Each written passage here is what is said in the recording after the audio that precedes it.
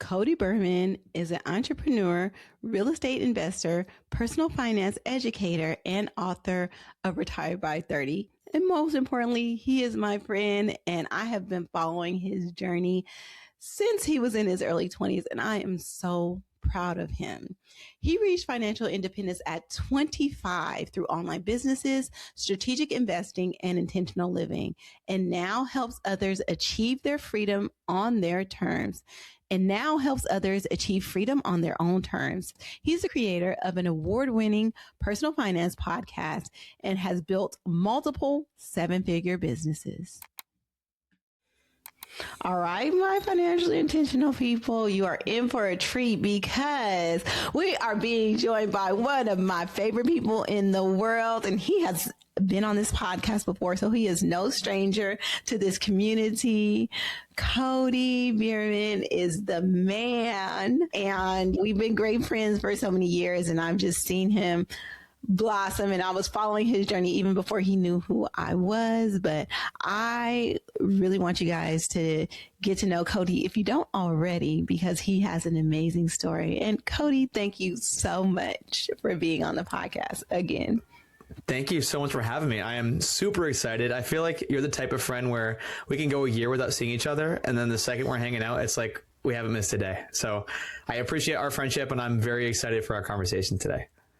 And I'm so excited and so proud because you just released a book, Retire by 30.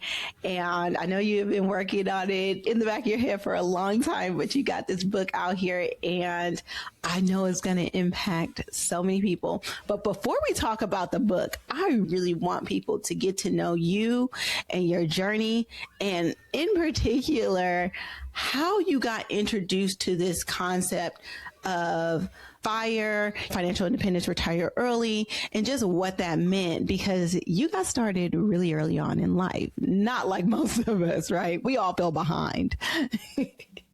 So my journey started back when I was 19 years old, which is crazy to think about now. I'm 30 now, so 11 years later. But I read The 4-Hour Workweek by Tim Ferriss, and that was when the money light bulb went off in my head. So he had talked about side hustles, what he called muses, and how your time and your money didn't have to be linearly related. So growing up, I would always think of lawyers, doctors. Those are the people who are rich. They're making a lot of dollars per hour. They'd be making $100, $200 per hour. This crazy idea, right? But Tim Ferriss is like, what if you didn't have to work per hour? What if you could invest all of your time, your money into something, whether it's real estate or digital products or a business that could then pay you in perpetuity down the line? That whole notion just broke my brain, quite honestly. And it was just crazy because, like I said, growing up, we all think of someone who makes, quote unquote, a lot of money as making X dollars per hour. But the richest people in the world make money whether they work or not. So that just completely broke my financial brain. I went down the financial independence, retire early, the FIRE rabbit hole, started reading a bunch of blogs, listening to podcasts, watching YouTube videos, eventually stumbled on all that crazy stuff that we're going to talk about today, and actually figuring out the math behind what it takes to retire early. Started putting that stuff into practice. I lasted a whole long 7 months in corporate America, pivoted to entrepreneurship. My income started jumping up a bunch. My expenses stayed really low. I invested the gap in between those things. And in a short couple of years, I had reached financial independence. I know that's obviously a very glossed over, very fast version of the story. So we can dive in wherever you think is going to be most helpful. First of all, I just want to know, you started this journey basically before you even got into your career. So most people are searching for early retirement because they're in their career, they're burnt out, they're on a long commute. They're like, this can't be life. How did I end up here? I did all the right things. I got a degree. I got the dream job. I'm making good money, but I just feel so far behind. And so I just want to know, at 19, what inspired you to pick up that book and to start thinking about things differently?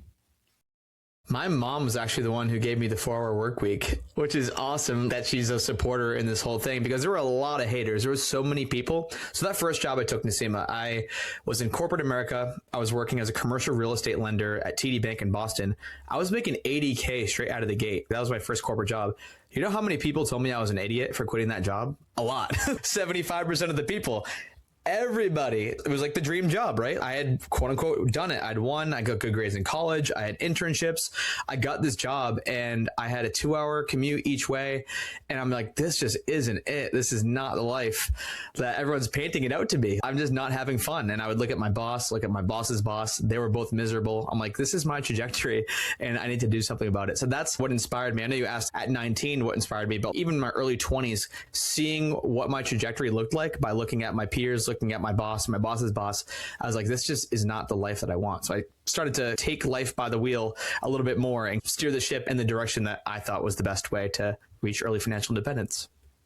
But I think also it was great that you had the juxtaposition of seeing what you didn't want, but in the back of your head, knowing that things could be different. A lot of people just don't know what that other side is. And you had that in the back of their head. So you only lasting in 7 months in the corporate space didn't mean you stopped and tried to figure it out. You went into something else. So what did you do after you quit? Yeah. So just a caveat. A lot of people ask me this question. Okay, I don't like corporate America either. Should I just quit my job? My answer is no. You don't want to just jump and then build the plane while you're falling. You want to have started to build that plane while you're in corporate America. So the only reason I felt so safe and secure to leave that job, I was basically spending nothing. I had saved up $35,000 from the 80K job. I worked 7 months and spent, again, almost nothing of it. So I had this $35,000 financial cushion. Plus I was building up my side hustles on that train ride in the morning, on that commute, during lunchtime, sometimes during work, don't tell my boss. And then on the train ride home at night, I was side hustling 6+ hours every single day. So while I was working the $80,000 per year corporate job, I finally got my side hustles up to $1,500 per month. And that's all I was spending at the time as a 22-year-old kid. So once I hit that, I'm like, screw this. I think I can make entrepreneurship work on my own. I'd already had some proof in the pudding. So for those who are out there hating your corporate job, there was a recent study released that 70% of people in the SEMA don't like what they're doing day to day. That's just such a crazy stat to me. And that's why I wanted to get this message out there. And there's so many people who are just stuck in that hamster wheel. They feel like they have no options. They feel like they are working to pay the rent and pay the bills. And then the next cycle comes around and it just never ends. But there is a way out. And that's really kind of hopefully what I can share with my story today. Yeah, thank you for sharing that, because there were two really important things that are the foundational premises of the FIRE movement. Is, first of all, you knew what your expenses were and you kept them really low. So your overhead from the beginning was really low. It did not take a lot for you to survive. And then you were building out all these other ways to make money that wasn't dependent on your job.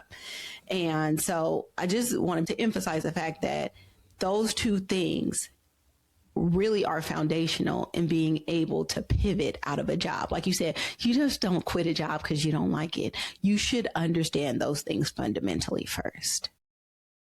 And if I could boil down pretty much everything I've learned in the last decade of personal finance, it is the gap between your income and your expenses. That is the most important thing. So if you have this expense line just trotting along right here and you have your income continuing to go up, the larger that this gap is, the faster that you're going to reach financial freedom. So I actually was able to pull some real numbers. I went back through all my old tax returns and I was looking through my expenses because I've always been an expense nerd, just tracking everything in spreadsheets and on apps. And so that first year in entrepreneurship, I made $96,000. My expenses were $24,000. The next year, my income doubled. I made $192,000. My expenses stayed the exact same, just about $24,000. The year after that, again, I was going all in on entrepreneurship. My income jumped to $403,000 and my expenses stayed $24,000. That last year before I hit quote unquote financial freedom, there was a $375,000 gap between what I was earning and what I was spending. And what was I doing with that gap was I was investing in things like the stock market and real estate. So that gap is so much more important than people think. A lot of people assume, oh, if I keep just boosting my income up and up and up, that's how I reach financial freedom. And I know you probably have nurses in your audience. Nurses, you can command a pretty high salary. You might be making 200, 300K, but unfortunately, a lot of people that get in that position, they start spending 200, 300K. I've seen it time and time again with my friends in entrepreneurship and real estate. People who even get it on the income front sometimes just don't get it on the expense side of things, and then they don't have a gap. Their expenses just continue to rise with their income, and all of a sudden they wake up 20 years later and they're making 300K, spending 295 and wondering why they're not getting ahead. Not only that, for people in professional degrees, when I came out of nursing school, I owed $200,000 in debt. So we're also fighting that. But then that's another thing. You hit your career, you did not have high expenses, you did not have debt. It was all of these things that you had working for you in your favor. However, even if you do have that debt, what I see time and time again is that you start earning, then you got to buy $1 million house. Then you have to have the latest car. And then, so when you talk about that lifestyle creep, that's what that looks like in reality, because your perception is now you have it. So now you have to spend it, as opposed to the way that you look at it is I'm growing this gap so I can put money away so that I have the freedom by my 30s to be able to not do anything that I don't want to do.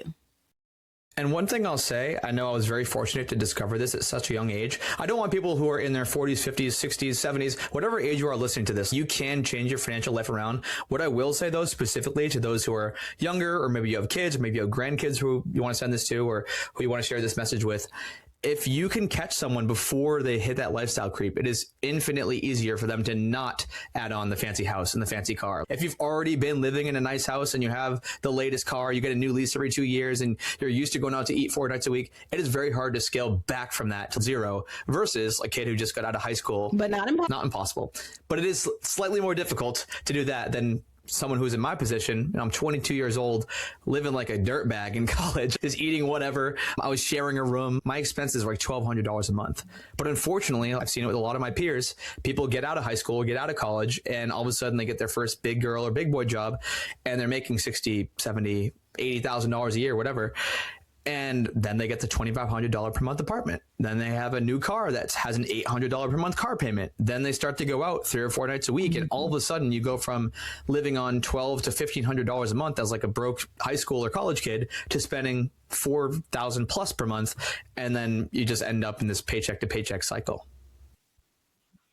Yep, 100%. So I don't want to gloss over the fact either that, first of all, in your first year of side hustling, you made your first or your starting salary at your job, and it just kept on increasing crazy. People want to know, the people need to know, how are you making this much money as an entrepreneur? Because not all entrepreneurs are making money like that. That is very true. So I like to work hard and I like to dabble. So at my peak, I had 19 different income streams. Now, do as I say, not as I do. It was efficient. Like some of my side hustles would be making like $100 a month. Some would be making like $1,000 a month. I was way too thin. But what it did allow me to do was try a bunch of different things. So like I saw what worked, saw what didn't work, and then able to kind of scale back on the things that weren't working and double down on the things that were working. So the things that were working really well for me, I was doing really well digital products. I was creating like a whole suite of digital products to sell on Etsy and Shopify and my own website. And that eventually became a whole template library and courses and communities and stuff. That's like my main business, Gold City Ventures. Also running a podcast. I was investing in real estate. I was doing some freelance stuff at one point. And so, yeah, altogether, it was just like this compounding effect where I just kept getting better. Like I was honing my skills. And so the cool thing about entrepreneurship I was doing, kind of circling back to that Tim Ferriss thing, it wasn't like I was trading my time for money. It wasn't like a writer where, you know, I get paid $200 to write this article and then it's said and done. Like I was building these assets that would pay me in perpetuity, whether that be a piece of content or whether that be a digital product or whether that be like a physical house, a piece of real estate. And so I was like spending all of my time and money and resources on acquiring these things that would then pay me later on. So yeah, it sounds crazy, like going from 96 to 192 to 403, but it was just like, because I was spending all of my time building and buying these things that would like compound over time, my income just double and double. And my expenses stayed the exact same. That's the key thing here. The expenses stayed the same, but I love that you said, first of all, you tried a lot of things and you figured out what you didn't like or what worked. And I think that's really important because a lot of people try one thing, it doesn't work, and then they're done. And you tried a lot of things, but even in those things that have failed, you took skill sets out of that. And people just need to understand, you don't lose the things that you learn, but you can use them and pivot them and do something else and put them towards something else that will work out. And the other thing that I think is super key is that you said you built things that, you know, you put a lot of effort up front, but they would pay you in perpetuity. And that is bars. That is so important. Like people need to understand that.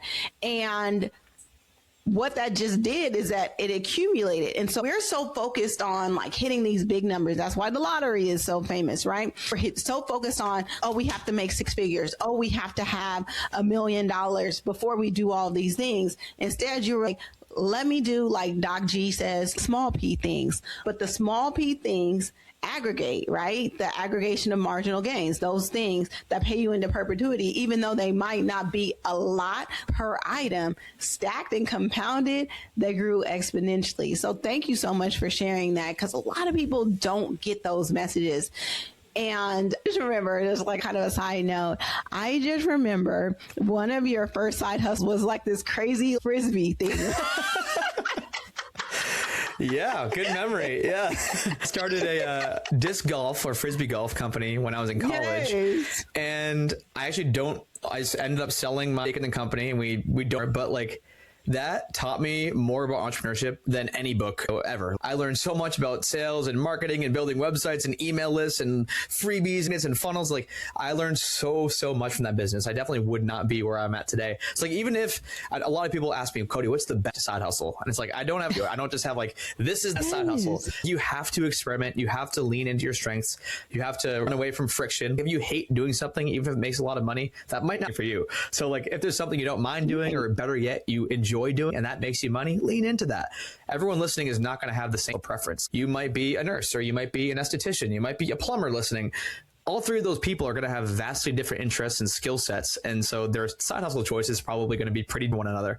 So I would say just get out there, try to make that first dollar outside of your day job. Because no matter what you do, I'm sure it was the same for you, Nasima. Like, when I made, I think it was like literally $5 outside of my day job, just like having that power that you can make money without your employer giving you a paycheck is so freeing. Even if it's like a tiny amount compared to what you were making in your paycheck, just knowing that you can make money outside of your paycheck, and it unlocks a beast within. So for me, I was like, oh man, like I can quit corporate. Like, if I get these 60 hours back from my job, you were like, I was mentioning before, it was commendable that I was able to earn $96K my first year entrepreneurship and $80K salary. Like, I was able to kind of out earn what I made in corporate America, but I was already making like $1,500 a month. And I'm like, if I get these 60 hours per week, what can I do? Because I'd already unlocked that income stream for myself, like, and knowing that I make money without a boss paying me. So yeah, even if you're like some other job and you're like, I don't really want a side hustle, I really encourage you to just try it. Even if it's an hour a week, just trying something that maybe interests you a little bit, because making that first sale, making that first dollar is going to just really unlock some doors and have a huge mindset shift for you. So once you kind of started to pivot, how did you choose your FI number? What did you base that off of? So great question. So there's two main ways to calculate an FI number. So there's the traditional way, and who's who are familiar with like the 4% rule, you basically save up 25x your annual expenses. So let's say you're spending $60,000 a year, 25x that is 1.5 million, and why it's called the 4% rule. You can then live on 4% of that 1.5 million, which is $60,000 in perpetuity. So that's kind of the thing. You save up 1.5 million, have it invested in the stock market and something like index funds. You can pull 60,000 from that portfolio in perpetuity. The other way, and this is the way that I kind of leaned a little harder into, is called cash flow financial independence. So with this, in passive or at least semi-passive cash flow, enough money to cover your monthly expenses, whether that's through something like real estate or a small business or digital products or whatever you want. There's a lot of different ways to earn passive or mostly passive cash flow. And once that number exceeds your monthly expenses, like, work becomes optional.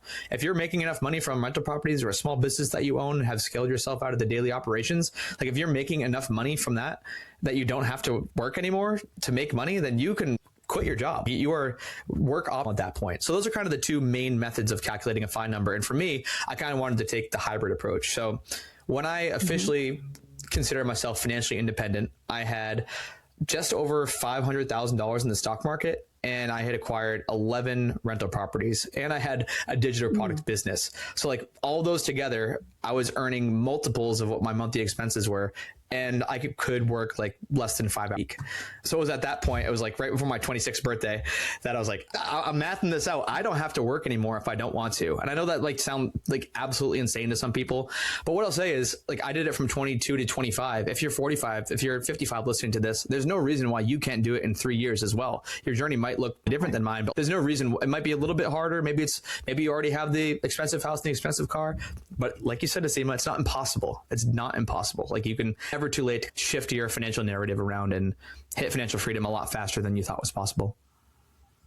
Also, I just want to say, like, we did talk a lot about side hustling, but a lot of people are in really high earning careers, but they're just not understanding the importance of that gap or understanding how to capitalize on the assets that you have. So you don't necessarily have to quit your job and start a hot side hustle and do all those kind of things. It's really about where you're at in life and like trying to look at what can you do? How can you utilize? For me as a nurse, we make really, really good money. But again, we have to look at like, okay, where's our money been going, and get really real about those numbers. And like you said, once you do that and kind of just put a system in place where you start investing aggressively, you cut down on your spending, you reduce the overhead, you get rid of some of the things that you don't need. It only takes a couple of years for you to get to that point.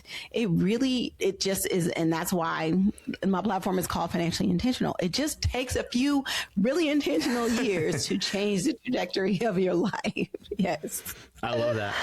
And that's something I wanted to highlight too, because a lot of people hear my story. They're like, this guy spent $24,000 a year for 3 years. That sounds miserable. But it's like, it just takes a couple of intentional years, and then you can unlock your spending. If you really, really want the Porsche, once you hit financial independence and it's within the numbers, it works, you can get the Porsche. If you want the 4,000 square foot house and it's in the budget and it works with your number, do that. But like, just get the couple of years right at the beginning, and then you can enjoy the fruits of that labor later on. A lot of people just, unfortunately, they just start adding things to their lifestyle way too early, and it doesn't allow them to have a gap at all. And then they have no money to invest because they're already living in the nice house with the super nice car, going out to eat a bunch of days per week. But if you can really maximize that gap for like a couple of years and invest that gap into some tried and true things like index funds or real estate or whatever investments your boat, then you can enjoy the fruits of that labor later on and inflate your lifestyle a little bit if you want to. But Cody, let's just be real, because I see you. I've been watching you. You were not living in deprivation. You were traveling the world. You were doing things. You were definitely enjoying life. And so I just don't want people to think that reduced spending means that you're struggling and like that you're not enjoying life. You just enjoy it differently, and you know how to optimize things better because you were living really well. So I don't want people to think that at all. I don't want to give anybody that impression that you were struggling. That is you very definitely true. were not. Yeah, give people an idea of like what I was spending. So during those 3 years, I was house hacking. So I had bought a property and I was living in, it's actually kind of a funky setup, but there's basically a 1-bed, 1-bath standalone building. And then right next to it is a 4-bed, 2-bath house attached to 600 square feet of office space. So me and my wife, then girlfriend, Lauren, we lived in the 1-bed, 1-bath. We actually still live in that 1-bed, 1-bath. We rent out everything else. So we're bringing in $2,500 a month from the little properties that are like 50 feet away from us. We're living in this one. We're actually making $800 a month from our housing situation. Versus like a lot of my friends are like living in Massachusetts, living in Boston. They're paying $2,500 for a studio apartment every month. So like I'm getting $800 to live. They're spending $2,500 per month to live. That's just housing. I mean, same thing with cars. Like a lot of people they get the real job. All of a sudden they get the newest model. They start leasing a car. They're spending, the average car payment just passed $750 a month for a new car in America. It's insane. I'm still driving a 2015 Nissan Frontier truck that's paid off. And like my net worth has gone up a lot since the beginning of my journey. So like I spend a lot on travel and experiences and like the things that like really light me up. So like for the average American spends 50% of their income between housing and transportation. If having the nicest, fanciest house and having the sickest car is not on your like top 10 list of things you value, then don't spend a bunch of money on them. So many people just get pressured in by family, friends, just societal pressure to get the next best thing when maybe they really value going on hikes or spending more time with their kids or whatever. But a lot of people just end up spending in these like what I like to call the big 3 categories, which is housing, transportation, and food. If you add food into the mix, that's 67% of the average American spending is between housing, transportation, and food. Housing and transportation is 50%, food is 17%. If you can like just get those couple of categories down, even by a couple $100 a month, you're going to have so much more wiggle room than I can't stand when there's like the personal finance that are like, oh, all you have to do is cut out your latte. And then that's the key to financial freedom. That's $5 a day. That's like, even if you bought a latte every day, that's $180 a month. If you can reduce your housing situation, if you can house hack, do what I'm doing, like instead of paying $2,500 a month, you're making money, that's going to do a lot more for your financial situation than cutting out these tiny things. So I know it's a very long-winded answer to your question, Naseema, but yeah, focus on the big three. So important.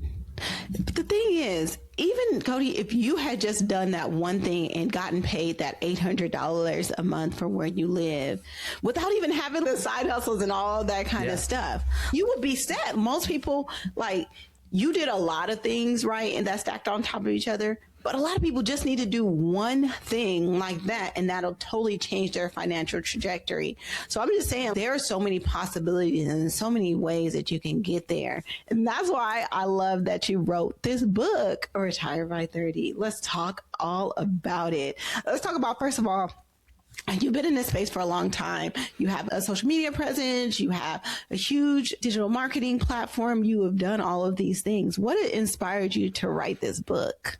So I have a note in my phone from September 2021 with the title Retire by 30 with a rough outline. It's changed since then, but things just fall to the wayside. And I was finally turning 30. I just turned 30 this year. And I'm like, it is going to be so incredibly lame if I publish this book when I'm like 35 or something. And the title's Retire by 30. So I'm like, it was the kick in the butt I needed. So it's been something I wanted to write for 5 years. I really was trying to envision my younger self when I was 19, 20, 21, 22, when I was writing this book. And if someone had handed me this guide, I honestly probably could have done it quicker than my already pretty quick journey. But yeah, it's just everything I've learned. I'm just trying to help people shortcut all the mistakes I've made. And I know we've talked a lot about entrepreneurship. That was just one thing I wanted to kind of caveat here is there's a bunch of case studies in the book too.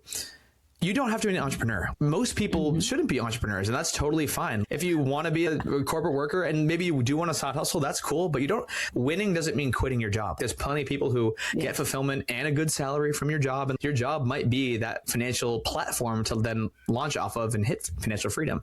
I don't think everyone has to be an entrepreneur. And there's plenty of case studies in the book that show that there are people who retired before 30, just straight corporate, just climbing the corporate ladder and saving a huge percentage of their income. My podcast co-host, Justin, actually did just that. He started making $38K a year, and then he started jumping to different companies. Then he made internal moves at the same company. And by the end of his journey, he was making almost $300K a year with all his stock options and stuff. And then he ended up quitting and retiring. But also another thing is the title is kind of clickbaity. You don't have to retire by 30. Basically, it's reach financial independence as fast as humanly possible, and then do whatever you want with your life. Make work optional. You also, if you do reach that financial freedom number, you don't have to stop working. I still love working. I work in seasons. I get fired up. Like when I was working on a lot of this book stuff, I would end up working 60 plus hours a week, just getting lost in my computer and doing all this fun stuff. Other months, I might be traveling and working 30 minutes a day. Yeah, it's a choose your own adventure. There's so many different ways to do it. And I'm just trying to share with people all of those different ways to do it. But I love that you say it's like a choose your own adventure, but it's like a choose your own adventure in the best way possible. But so many people, like you said, 70% of people are miserable in what they're doing. And if you could just switch that around and design your life, even if you're not where you want to be financially, but what you're doing is on that path, I feel like you just exponentially increase like the value you have in life, period. And I love these podcasts because I really feel like it gives people hope in a situation, especially right now, like things are looking kind of grim. If you just want to look at that and focus on that, you can. But then here's this other world of possibilities where you can create a life that you don't have to retire from, create a life that you enjoy living in. And I'd rather focus on that. 100%. Oh, I'm so glad you said this. This is so good. So what my wife and I did like years and years ago, I think we did this back in 2019 or 2020. This is back toward the beginning of my journey. We both independently wrote down a list of the top 10 things we value. And it would be like a time with one another, fitness, travel, eating good food, or whatever. We looked at those lists, and then we looked at what our lives currently looked like. We looked at our calendars. We're like, does our calendars align with what's on this list? Are we actually spending time doing the things we say we value? And some of the stuff was like, but not really. So we started like really intentionally building out. I think a lot of people think when they hit financial freedom, when they finally get to this magic number, whether they're doing the cash flow method or they're just doing traditional FI, getting 25x, they think once they hit that number, all of a sudden they're going to have a six pack, and then they're going to learn that language, then they're going to learn that instrument, and they're going to do all these crazy things that they said they were going to do. But it's like, what you were saying, if you don't build this stuff into your regular life during the journey, it's very unlikely that you're just going to randomly start doing it once you get to the end of that rainbow. So like we started immediately after we built, like we wrote down that list and we were like, our calendars don't exactly align with this. We started like building out our dream day. We like going to the gym together in the morning. We like going on these afternoon walks. We like traveling. We like food. We like doing these like dinners with family. And so we've slowly started to build this dream life where every day is like, we actually designed what this day is going to look like. The day is not just like happening to us. It's very intentional. Like what I did there. I know. I love that. Thank you so much, Cody, for sharing that. Because again, people think that I will do the things when, and I often tell people your bank account reflects what you truly value. We can all sit down here. And I think that this is actually a great exercise, is to sit down and make a list of the 10 things that you truly value. Number one, look at your life right now. Is it reflecting that? Does your bank account reflect that? And then set out on a mission to try to accomplish those things one thing at a time. And then you'll really feel like you're working on something to build that dream life. And it does not have to be because you're making six figures, because you finally lost all the weight, because of X, Y, and Z, whatever goals you feel like you just set out there. It's really about doing those things today. I really appreciate that. Also, I really appreciate that you have a solid partner. And this is before you guys got married, that you were able to rock with and build with. And I think that is one of the most important things, but often overlooked and not really talked about. We talk about being in love and all of these kind of things, but finding a true partner that can rock with you through all of these goals helps you hit those goals exponentially too. So kudos on that. But let's give you a little bit more insight on that. Because how did you stumble upon that situation? Yeah, it's just been open communication the whole time. So we've now been together for over 10 years. I was 19, she was 17 when we started dating. And now I'm 30, she's 28. But it's just been open communication. Like during the whole time, even when I was like first quitting my corporate job, starting these side hustles, we just kind of talk about our goals, what we want our life to look like. And obviously our life is very different now than when we were 19 and 17, but it's just been like, now it's more structured and formulaic. Like every single month, actually, we have a monthly meeting at the end of the month where we talk about all of our business stuff. We talk about like life goals. We talk about fitness. We talk about like pretty much everything, like what we do, what we don't like that's going on, goals for next month. And it just, I don't know, kind of helps as a reset to keep us on track. At the end of every year, we do an annual review video. They're usually like 30 minutes long, where we just recap what happened that entire year. So we're just like constantly communicating about what we want our life to look like and what we want our goals to be. So for those out there who are listening, who have a significant other and like you just can't crack the code and can't get through to them on like some of this nerdy financial stuff that you're hearing about on podcasts like this, just set up a monthly meeting and just say you want to chat about like life goals and things. And then you can, this is a perfect time to bring things like that up. And yeah, so to answer your question, long story short, it's just been a really open line of communication. And every single month we've just constantly revisited it. So it's not just like all of a sudden she's blindsiding me with the decision or I'm blindsiding her with the decision and we don't know where our money's going. And yeah, so we just kind of know where all the accounts are. We, from a financial sense, know where all the accounts are, know what's going on with all our real estate. So we're like never falling behind. And I think like finances are like the cause of 50% of fights or something like that. I don't know the exact stat, but it's something like that. It's crazy because people just don't talk about it. But if you set up a kind of a safe space to talk about it, it can change everything. One of my guilty pleasures is listening to Ramit Sethi's Money for Couples podcast. Yeah. Have you listened to just the financial infidelity? But people don't understand that's infidelity, but not sharing numbers. I was listening to one, like this guy was not giving he wanted his wife to stay at home, but he wasn't giving her enough money to pay the bills. And so she was like getting in debt to pay like for daycare. What? But he was like day trading on the side. And I was just like, oh my God, that's crazy. Anyway, crazy sidebar. But the thing is that what's normal is not having those conversations. And what you're doing it's not really hard. It's being transparent in the numbers. It's you both know where you stand. You check in and make sure that whatever your financial numbers are meeting whatever your life goals are. And then I love the 30-minute recap at the end of the year. I think that's incredible. I'm gonna steal that, by the way. Steal it. These things aren't hard. They may be like challenging to incorporate if you haven't saw eye to eye with your partner on these kind of things, but they're not impossible. And it really makes a big difference to be on the same page with somebody financially. So thank you for sharing that. And thank you for sharing the tips. Now, let's get back to the book because I want everybody to get it. So I just want you to talk about what you want people to take away most from the book. What do you think, like, the biggest lesson they can get from this? The biggest lesson, if I could boil this to one sentence, it would be earn more, spend less, invest the gap. It's that simple. It's really that simple. And obviously there's a million different nuances and things we're going to get into. In the first section of the book, you'll learn all about financial independence and calculating your numbers, looking at your expenses and extrapolating that out to whether you want to do a traditional FI with a nest egg or you want to do cash flow FI. And then there's an income section where I talk about side hustles. I talk about increasing your income in a day job, networking to up level, whether that's networking at a day job or networking in entrepreneurship. There's a whole expense section. So I have this really tactical 20 ways to save money. I talk about the big 3 that we talked about today. I have a whole investing section for those who are interested in stock market investing or real estate or alternative investments.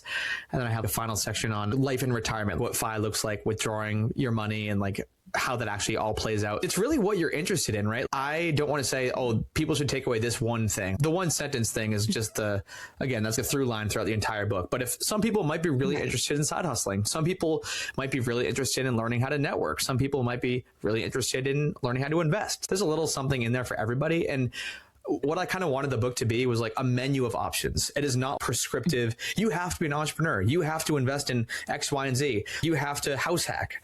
No, you can pick and choose any one of these strategies. I think you made a fantastic point earlier. It's like, you don't have to do all the things I'm saying. You can just do 1 or 2 of the things I'm talking about today, and it could have a drastic impact on your financial future. So that's what I'm hoping. I'm just like giving people the menu of options that I wish I had in front of me, like when I first started this journey, because there's just like so many things that I didn't know. So having someone who's been through it, who's reached financial freedom, who can then just, here are all the options, here's all the different paths to get there. Choose your own path, whatever one you have the least resistance to. And yeah, that's the goal of the book, is for people to get the knowledge to make their own decisions and pick the right path for them. And how can people get the book?